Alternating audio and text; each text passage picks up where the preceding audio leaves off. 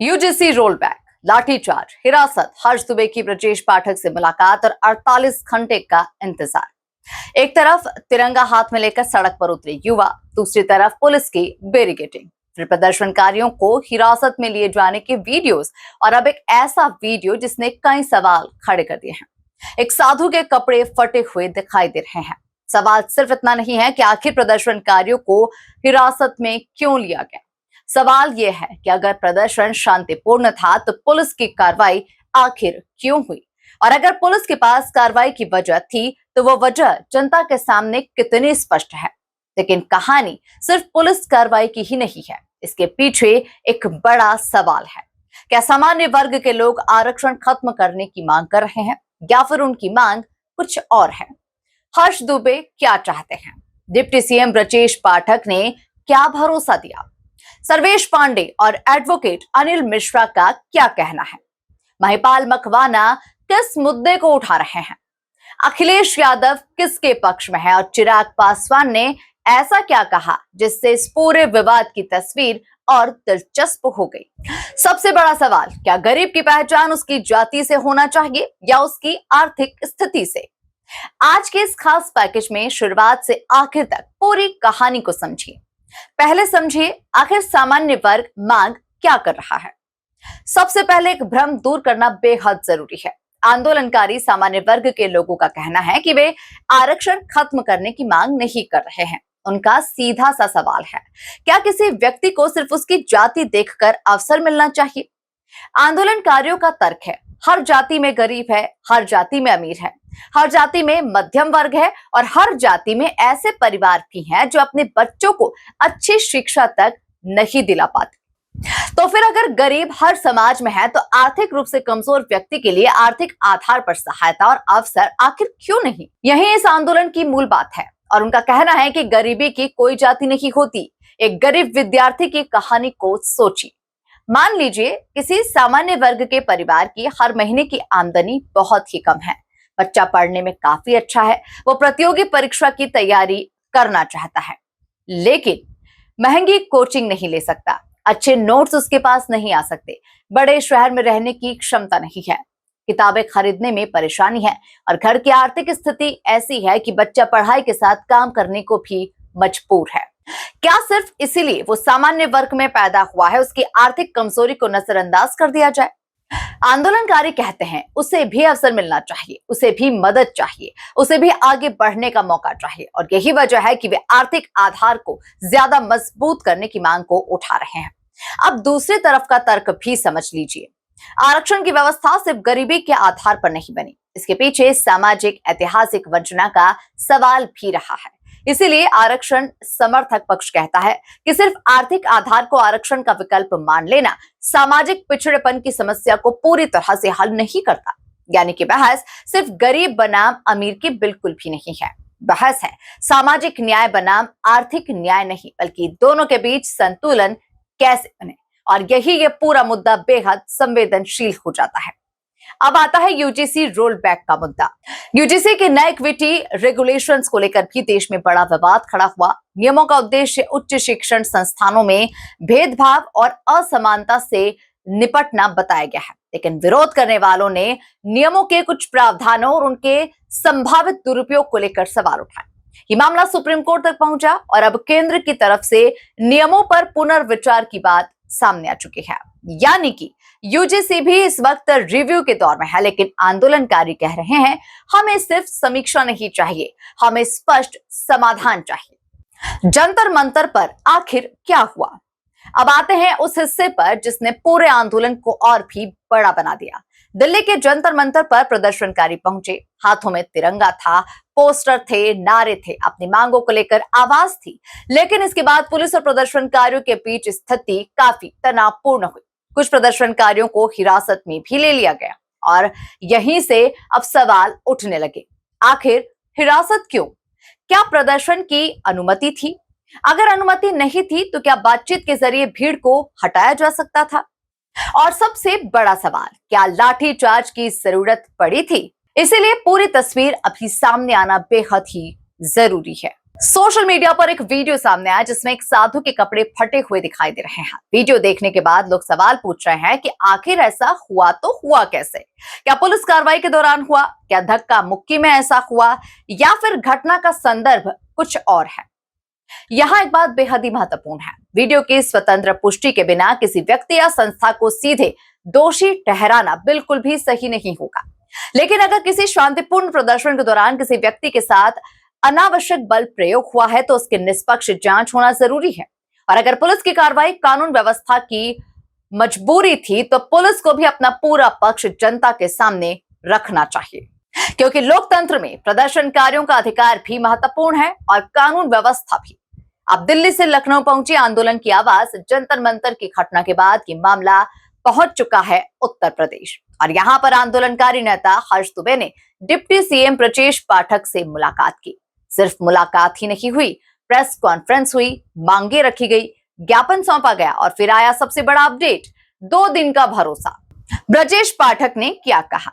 Deputy CM Brajesh पाठक ने आंदोलनकारियों की बात को सुना। उन्होंने केंद्र स्तर पर बातचीत कराने का भरोसा दिया, यानी कि सरकार की तरफ से फिलहाल दरवाजा बंद नहीं किया गया है, बल्कि बातचीत का रास्ता खोला गया है। और अब आंदोलनकारियों के सामने सबसे बड़ा सवाल है, क्या ये बातचीत सिर्फ बातचीत होगी या फिर कोई ठोस समाधान भी निकलेगा?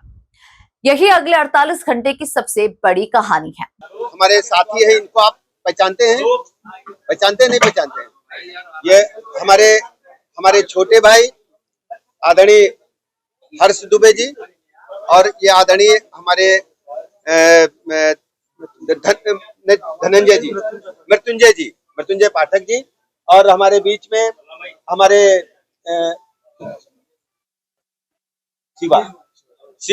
शिवा शर्मा जी, सभी हमारे मित्र हैं, सभी हमारे छोटे भाई हैं।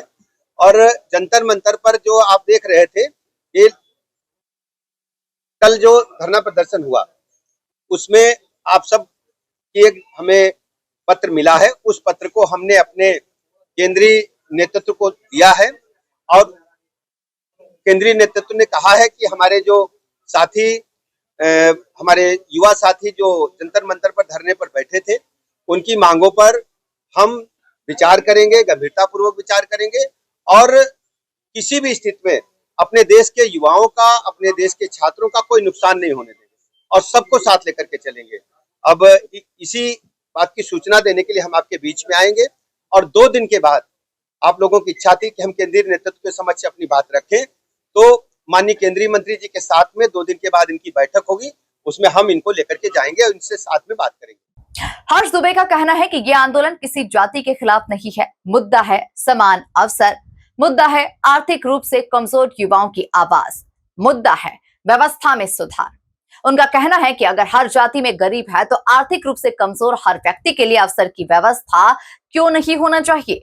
और अब हर्ष दुबे के सामने चुनौती है सड़क पर उठी इस आवाज को बातचीत की मेज तक पहुंचाना। देखा जाए कि शांतिपूर्ण प्रदर्शन जब भी हो तो उस पर ध्यान दिया जाए, और हमारी मानना है कि सर ने कहा है कि केंद्रीय मंत्री जी से हमारी मुलाकात कराई जाएगी और हम लोगों की बात वहां रखी जाएगी, तो सर अपने वादे पर खरा उतरेंगे और सर अपनी मांग पूरा करेंगे। हमारा कहना है कि अगर जिन केंद्रीय मंत्रियों से हो सके कराया जाए, लेकिन अमित शाह जी और मोदी जी से हो सके तो ज्यादा अच्छी बात रहेगी हमारे लिए। लेकिन फिर कोई भी मंत्री हो, सभी हमारे लिए बहुत रिस्पेक्टेड है, और हमारा कहना है कि इस विषय पर एक बार गंभीरता से चर्चा करने की आवश्यकता है, और क्यों हम इस विषय को पीछे छोड़ते जा रहे हैं, सिर्फ राजनीतिक षड्यंत्र बनाते जा रहे हैं। और सर का बहुत आभार है जो सर ने हम लोगों की बात को सुना और आगे तक पहुंचाया, क्योंकि सर ही हमारी बात को आगे तक पहुंचा सकते थे और कोई ऐसा जरिया नहीं था हमारे पास। तो सर ने हम लोगों की बात सुनी, इसके लिए सर का बहुत धन्यवाद। सर्वेश पांडे क्या कह रहे हैं? सर्वेश पांडे भी आंदोलन के समर्थक में मुखर हैं। उनका फोकस सामान्य वर्ग के युवाओं की समस्याओं और आरक्षण व्यवस्था में सुधार की मांग पर है। उनका पक्ष है कि सामान्य वर्ग की समस्याओं को भी राजनीतिक और सामाजिक स्तर पर गंभीरता से सुना जाना चाहिए। लेकिन सवाल यह है कि सिर्फ विरोध से बदलाव आएगा या फिर कोई व्यवहारिक मॉडल भी सामने रखना होगा, क्योंकि अगर व्यवस्था बदलनी है तो उसके विकल्प की तस्वीर भी साफ होना चाहिए। जैसा कि आप लोग जानते भी होंगे, सोशल मीडिया पर आप लोगों को पता भी चल रहा होगा कि हमारे तमाम साथियों को पुलिस ने अरेस्ट कर रखा है। कहीं पर कोई किसी थाने में बैठा है, कहीं पर कोई किसी थाने में बैठा है। यहाँ तक कि कल शाम को लाठी चार्ज भी किया गया है और घसीट कर लेकर गए हैं हमारे लोगों को बसों में बिठा करके। यहां तक आप लोगों ने देखा होगा कि एक साधु महाराज थे जिनका जो लुंगी पहने हुए थे, जो भी एक उनका वस्त्र था लुंगी, उस लुंगी को उन्होंने खींच लिया था, उनकी सिर्फ लंगोटी दिख रही थी, उनकी इज्जत को तार तार कर दिया गया। उन्हीं सब विषयों पर मैं लाइव आया हूं। आप सभी लोग मेरे इस वीडियो को शेयर करिए। तो साथियों, जैसा कि आप लोगों ने देखा कि कल एक इतिहास रचा गया दिल्ली के जंतर मंतर पर। कल दिल्ली के जंतर मंतर पर इतिहास रचा गया। शासन प्रशासन के सारे साम दाम दंड भेद सभी उपाय शासन प्रशासन ने किया। साम दाम दंड भेद चारों नीतियों का उपयोग शासन प्रशासन ने किया। आखिरी समय में इन्होंने हमारे परमिशन को रद्द किया। उसके बाद जब भीड़ बढ़ने लगी, दिल्ली प्रशासन ने जब भीड़ बढ़ने लगी, तो ये लोग कहने लगे कि आपका परमिशन जंतर मंतर के लिए नहीं हुआ है, आपका परमिशन रामलीला मैदान के लिए हुआ है। जबकि सामान्य वर्ग के द्वारा रामलीला मैदान के लिए कोई परमिशन नहीं मांगा गया था। ये लोग जबरदस्ती हम लोगों को रामलीला मैदान में घसीटना चाह रहे थे, भेजना चाह रहे थे। हम लोग जब नहीं माने, जंतर मंतर पर अड़े रहे, तमाम पुलिसकर्मियों से बहस भी हुई। उसके बाद दोपहर में 1-2 बजे के आसपास डीसीपी, वहां पर शायद एसीपी या डीसीपी जो भी थे, एक मिश्रा जी थे, वो आकर के कहते हैं कि अब आपको परमिशन दे दिया गया है, अब आप लोग प्रदर्शन कर सकते हैं। मतलब पूरा प्रयास किया गया। हमारे लोगों को, जो लोग दूसरे प्रदेशों से आ रहे थे, उनको बॉर्डर पर रोक लिया गया। कुछ लोगों को हाउस अरेस्ट कर लिया गया। जो लोग दिल्ली में पहुंच गए, जो जहां था किसी के होटल में हाउस अरेस्ट किया गया। किसी को 2 किलोमीटर दूर पर जंतर मंतर से 3 किलोमीटर दूर पर, 1 किलोमीटर दूर पर बैरिकेडिंग लगाकर पुलिस अधिकारियों के द्वारा रोका गया और उनको झूठ बताया गया कि आप लोगों का जो परमिशन है वो जंतर मंतर के लिए नहीं है, दिल्ली रामलीला मैदान के लिए है और मात्र 500 लोगों के लिए। जबकि ऐसा कुछ भी नहीं था। एक दिन पहले तक आंदोलन चल रहा था दिल्ली के जंतर मंतर पर और परमिशन के लिए जो अप्लाई हुई थी, 3 लोगों ने अप्लाई किया था 21 अगस्त के लिए, 16 तारीख के लिए 21 अगस्त को, और सारे जो एप्लीकेशन डाले गए थे वो जंतर मंतर के लिए डाले गए थे। एक भी एप्लीकेशन जो है रामलीला मैदान के लिए नहीं डाले गए थे। तो पहला तो ये प्रयास किया गया, हम लोग धूप में कैसे भी करके हम लोग को मंच नहीं लगाने दिया गया, लाउड स्पीकर नहीं लगाने दिया गया, हमारे लोग हमारी बात तक न समझ पाए, सुन पाए, पूरी ताकत दिल्ली प्रशासन ने लगा दिया। लेकिन उसके बावजूद भी सामान्य वर्ग के लोग जिनकी पीड़ा थी, जिनका दर्द था, जो यूजीसी को रोल बैक करवाना चाहते हैं, जो आरक्षण में सुधार चाहते हैं, जो SC/ST एक्ट जैसे काले कानून को खत्म करवाना चाहते हैं, जो दलित आयोग, पिछड़े आयोग की तरह सौड़ आयोग का गठन करवाना चाहते हैं, ऐसे सभी लोगों ने मिलकर के कल इतिहास रच दिया। शाम तक आंदोलन हो रहा था, प्रदर्शन हो रहा था। मैं जैसे गया बाहर दवा खाने के लिए और दवा खाकर वापस लौट रहा था, तुरंत मुझे पता चला कि पुलिस ने जो है डिटेन कर लिया है सभी लोगों को। हमारे लोगों को, हमारे संगठन जो मतलब नव भारत जनशक्ति पार्टी के जो अध्यक्ष हैं ठाकुर श्योम सिंह जी, उनको पकड़ा गया, पंकज धरवैया जी को, और भी तमाम जो क्रांतिकारी थे वहां पर। एक तो महाराज जी का समझ लीजिए कि लंगोटा तक खोल दिए एक तरीके से, उनका वो जो बांधे हुए थे वो पूरा खोल दिए एक तरीके से, ठीक है। तो मारा गया, कपड़े फाड़ दिए गए लोगों के, लोग मतलब जबरदस्ती तरीके से, एकदम तानाशाही रवैये के तरीके से प्रशासन ने हमारे लोगों को हाउस अरेस्ट कर लिया, डिटेन कर दिया, थानों में बिठा लिया। अभी तक लोग थाने में बैठे हैं। श्योम सिंह जी को तो अभी तक थाने में बैठाए हुए हैं। लेकिन उससे भी बड़ी दुखद बात तो एक ये आई कि अभी सुबह अभी मुझे कुछ देर पहले पता चला है कि एक लाइव जो एक press conference deputy CM Brajesh Pathak के साथ हर्ष दुबे ने किया है। डिप्टी सीएम ब्रजेश पाठक के साथ हर्ष दुबे ने किया है। देखिए, हर्ष दुबे जिस तरीके से वो डिबेट किए हैं, सबसे पहली बात तो ये आंदोलन हर्ष दुबे का नहीं था, ये आंदोलन सवर्ण समाज के एक एक व्यक्ति का था। यहां पर लोग खाना नहीं खाए हैं, स्टेशन पर लेटे थे, लेकिन आंदोलन करने के लिए आए हैं। पानी पिए हैं कि नहीं पिए हैं, अपने घर से किसी के घर में किराया था कि नहीं किराया था, कैसे भी करके लोग जंतर मंतर के आंदोलन के लिए आए हैं। सबकी भावनाएं हैं, सब लोगों की मांग थी वहां पर कि जातिगत आरक्षण में सुधार हो, आरक्षण खत्म कर दिया जाए, उसमें सुधार किया जाए, यूजीसी का जो काला कानून है उसको बैक किया जाए, SC/ST एक्ट को खत्म किया जाए, राष्ट्रीय सौर आयोग का गठन किया जाए। इन सभी विषयों को लेकर पहली बार एक बड़ी तादाद में लोग एकत्रित हुए थे। लेकिन आज सुबह मैंने देखा कि हर्ष दुबे डिप्टी सीएम ब्रजेश पाठक के साथ प्रेस कॉन्फ्रेंस कर रहे हैं। सबसे पहले तो मैं बताना चाहता हूं कि यह व्यक्तिगत हर्ष दुबे का निर्णय है। एडवोकेट अनिल मिश्रा का कानूनी सवाल। एडवोकेट अनिल मिश्रा की ओर से भी कानूनी और संवैधानिक सवाल उठाए जा रहे हैं और ये हिस्सा जो है बेहद ही महत्वपूर्ण है, क्योंकि आरक्षण सिर्फ राजनीतिक नारा नहीं है, ये संविधान से जुड़ा हुआ विषय है। इसीलिए आरक्षण में बदलाव, आधार में बदलाव या फिर किसी व्यवस्था में बड़ा संशोधन, सब कुछ संवैधानिक प्रक्रिया के तहत ही संभव होगा।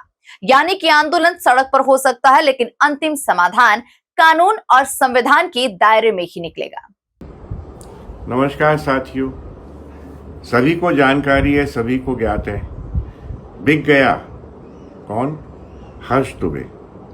कोई बात नहीं है, एक के चले जाने से आंदोलन समाप्त नहीं होता। दुख इस विषय का है कि वो गया किसके पास और किसकी अनुमति से, किससे पूछ के, किससे सलाह लेके गया। किसी से उसने ना पूछा, ना ताजा, ना सलाह ली, ना किसी को मशवरा किया, सीधे जाके कहाँ बैठा?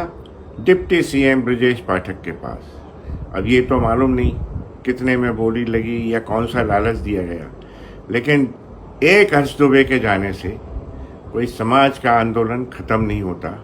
यह आंदोलन ऐसे हर्ष दुबे 100 चले जाएं, अनिल मिश्रा 100 चले जाएं, आदित्य 100 चले जाएं, तो भी खत्म नहीं होगा। यह आंदोलन और तीव्र गति से जारी रहेगा और समाज में, खास तौर से सवर्ण समाज के लिए जो हमें उपलब्ध करना है, उपलब्धि हासिल करनी है, जो ये जात बिरादरी के आधार पर कानून बनाए गए हैं, इनको समाप्त कराना है। ये निश्चित बात है कि हम इस संकल्प के साथ आगे बढ़ रहे हैं और तेज गति से बढ़ते रहेंगे। ये कानून समाप्त होंगे।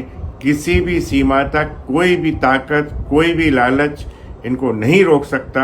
ना ही हम दबाव में हैं, ना किसी लालच में हैं, ना किसी से डरते हैं। सिर्फ और सिर्फ जो हमें हासिल करना है, जात बिरादरी पर आधारित कानूनों की समाप्ति, आरक्षण की समाप्ति, ये सब हासिल करने के बाद ही हम चैन से बैठेंगे। हताश न हो, सभी से मेरा निवेदन है, तैयार रहें। शीघ्र ही इससे भी बड़ा आंदोलन वहीं दिल्ली में जंतर मंतर पर ही होगा। उसके लिए आप सारे लोग तैयार रहें। महिपाल मकवाना भी इस बहस में आर्थिक आधार और सामान्य वर्ग की समस्याओं को लेकर आवाज उठाते नजर आ रहे हैं। उनका सवाल भी मूल रूप से यही है, क्या आर्थिक रूप से कमजोर व्यक्ति को उसकी जाति से अलग करके भी देखा जाना चाहिए? यानी कि आंदोलन का एक बड़ा हिस्सा आर्थिक आधार को मजबूत करने की मांग पर केंद्रित है। अब आते हैं सबसे जरूरी हिस्से पर, कौन किसके साथ है। सर्वेश पांडे आंदोलन के समर्थन में। सामान्य वर्ग के युवाओं की समस्याओं और आरक्षण व्यवस्था में बदलाव की मांग। एडवोकेट अनिल मिश्रा कानूनी और संवैधानिक समीक्षा के पक्ष में। महिपाल मकवाना आर्थिक आधार और आंदोलन के मुद्दे के समर्थन में।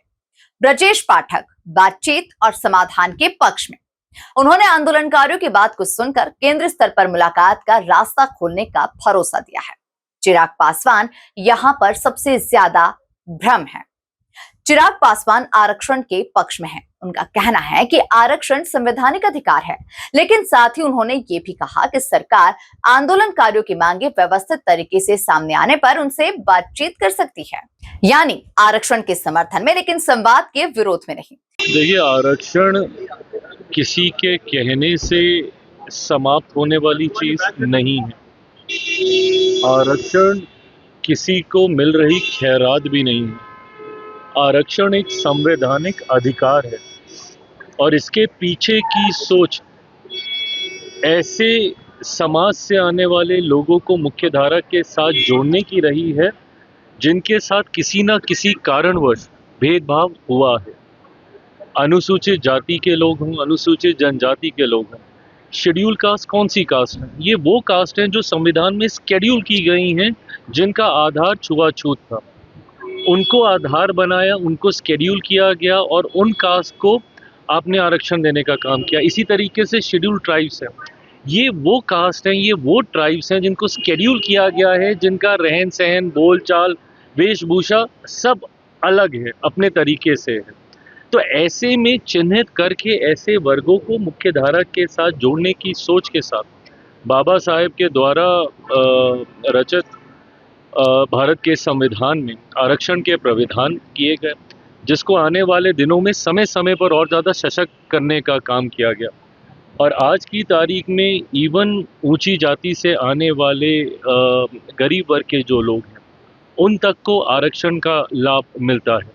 तो ऐसे में इतना विस्तृत दायरा कोई सोचे चाहे कि उसको आप यूं ही समाप्त कर सकते हैं, ये संवैधानिक अधिकार है, इस पर किसी तरीके की चर्चा संभव नहीं है। अखिलेश यादव का राजनीतिक रुख सामाजिक न्याय और आरक्षण के समर्थन वाला रहा है, इसीलिए उनका पक्ष आंदोलनकारियों की जाति आधारित आरक्षण में बदलाव की मांग से अलग है। सामान्य वर्ग के आंदोलनकारियों की बात को अगर वे खुद जिस रूप में रखते हैं उसी रूप में समझे तो उनका सवाल है, हर जाति में गरीब है तो आर्थिक कमजोरी को भी महत्व क्यों नहीं? और दूसरी तरफ आरक्षण समर्थक कहते हैं सिर्फ गरीबी नहीं, सामाजिक और ऐतिहासिक पिछड़ापन भी वास्तविकता है। दोनों पक्षों के सवाल है, दोनों पक्षों की चिंताएं हैं और समाधान शायद किसी एक पक्ष को हराकर नहीं निकलेगा। असली समाधान क्या हो सकता है? मान लीजिए सरकार एक ऐसा मॉडल तैयार करे जिसमें सामाजिक रूप से वंचित वर्गों के संवैधानिक अधिकार सुरक्षित रहे और इसी के साथ ही हर जाति के आर्थिक रूप से कमजोर परिवारों के बच्चों के लिए स्कॉलरशिप, फीस में राहत, मुफ्त या फिर सस्ती कोचिंग, साथ ही हॉस्टल, शैक्षणिक संस्थान और प्रतियोगी परीक्षा की तैयारी में सहायता। अगर इनका दायरा बढ़ा दिया जाए तो क्या इससे दोनों पक्षों की कुछ चिंताएं दूर हो सकती है? ये सवाल अब सरकार और नीति बनाने वालों के सामने है। अब नजर 48 घंटों पर। हर्ष दुबे की मुलाकात, ब्रजेश पाठक का भरोसा, केंद्रीय नेतृत्व से मुलाकात की उम्मीद, यूजीसी पर केंद्र का पुनर्विचार और दूसरी तरफ आंदोलनकारी अभी भी अपनी मांग पर कायम। अब अगले 48 घंटे बेहद ही महत्वपूर्ण है। क्या मुलाकात होगी? क्या कोई ठोस आश्वासन मिलेगा? क्या यूजीसी रोलबैक पर कोई बड़ा फैसला आएगा? क्या आरक्षण व्यवस्था में सुधार की बातचीत शुरू होगी? क्या गरीब सामान्य वर्ग के विद्यार्थियों के लिए कोई नई व्यवस्था सामने आएगी या फिर आंदोलन एक बार फिर से सड़कों पर दिखाई देगा? तो आज की पूरी कहानी का सार आखिर क्या है? एक तरफ सामाजिक न्याय, दूसरी तरफ आर्थिक न्याय। एक तरफ ऐतिहासिक वंचना का सवाल, दूसरी तरफ आज के गरीब विद्यार्थी का सवाल। एक तरफ आरक्षण को संवैधानिक अधिकार मानने वाले लोग, तो दूसरी तरफ आरक्षण व्यवस्था में सुधार और आर्थिक आधार को मजबूत करने की मांग रखने वाले लोग। और इनके बीच में भारत का युवा जो सिर्फ एक ही चीज चाहता है, वो है एक मौका। एक मौका अपनी मेहनत को दिखाने का, एक मौका अपने परिवार को गरीबी से निकालने का, एक मौका अपने सपनों को पूरा करने का। इसलिए सवाल ये नहीं होना चाहिए कि कौन सी जाति जीतेगी, सवाल ये होना चाहिए कि भारत का गरीब विद्यार्थी कैसे जीतेगा। और शायद अब है सबसे बड़ा सवाल, क्या ऐसी व्यवस्था बनाई जा सकती है जिसमें सामाजिक न्याय भी सुरक्षित रहे, आर्थिक रूप से कमजोर किसी भी जाति के बच्चे को पीछे न रहना पड़े, जहां किसी के अधिकार छीने बिना किसी और को अवसर बिल्कुल न मिले, जहां किसी गरीब को उसकी जाति के कारण नजरअंदाज न किया जाए और जहां किसी वंचित वर्ग के संवैधानिक अधिकार भी कमजोर न हो। जंतर मंतर की हिरासत, पुलिस कार्रवाई पर उठते सवाल, साधु के फटे कपड़ों वाला वीडियो, हर्ष दुबे की आवाज, ब्रजेश पाठक का 48 घंटे का भरोसा, सर्वेश पांडे और अनिल मिश्रा की मांगे, महिपाल मकवाना का आर्थिक आधार का सवाल, अखिलेश यादव का सामाजिक न्याय वाला पक्ष और चिराग पासवान का आरक्षण के साथ संवाद वाला रुख। इन सब ने एक बात साफ कर दी है, यूजीसी रोलबैक और रिजर्वेशन रिफॉर्म अब सिर्फ एक आंदोलन नहीं है, ये देश में होने वाली एक बड़ी सामाजिक और राजनीतिक बहस बन चुका है। अब नजर है अगले 48 घंटों पर, क्या बातचीत होगी, क्या समाधान निकलेगा, क्या सरकार कोई बड़ा फैसला करेगी या फिर आंदोलन और बड़ा होगा। इन सभी पर आपकी क्या राय है? क्या आरक्षण की मौजूदा व्यवस्था जारी रहना चाहिए? क्या आर्थिक आधार को और मजबूत किया जाना चाहिए या फिर सामाजिक और आर्थिक दोनों आधारों को मिलाकर नई व्यवस्था बनना चाहिए? आप अपनी राय हमें कमेंट बॉक्स में जरूर बताइए, क्योंकि ये सिर्फ नेताओं का मुद्दा नहीं है, ये आपके बच्चों के भविष्य का सवाल है, ये युवाओं के अवसर का सवाल है। और सबसे बढ़कर ये इस सवाल का जवाब है कि भारत में आगे बढ़ने का रास्ता आखिर कितना न्यायपूर्ण होना चाहिए। खबरों की रफ्तार सधे अंदाज में लेटेस्ट खबरों के लिए हमारे चैनल साधना एक्सप्रेस डिजिटल को सब्सक्राइब जरूर करें।